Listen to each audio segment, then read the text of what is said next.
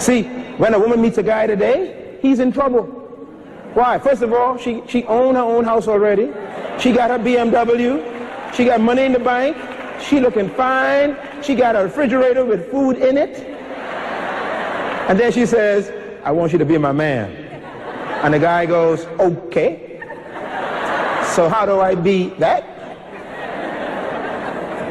And she says, take care of me. He said, okay, I'll buy your house. I got that. I'll buy your car. I got that. I'll give some money. Got too much of that. I'll buy some food. Got that. So how do I be a man? Don't know. Just be a man. See the problem? So he's frustrated. So what does he do? The only thing that he has left that you don't have is his strength. So the result is domestic abuse. That's the one thing he could always say he could give you that. It's very serious.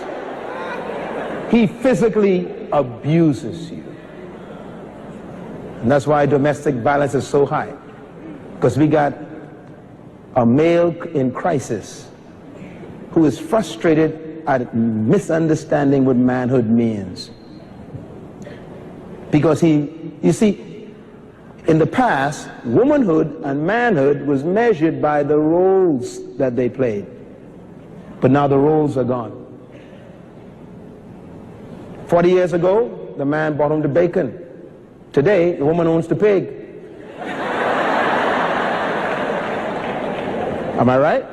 What do you do when the woman makes more money than you? Men fall apart. They don't know what to do with that. They don't know, well, how am I supposed to feel like a man if you make more money than me? See, and he feels this crisis inside.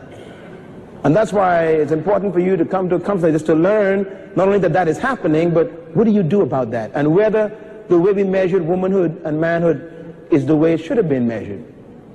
Let me just say this very quickly too, that nowhere in the Bible does God ever tell a woman to cook.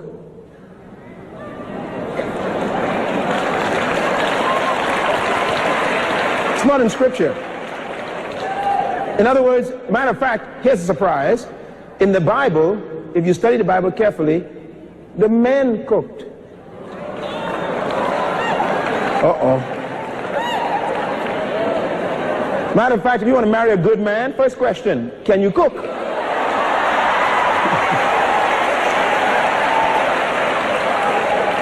Very important.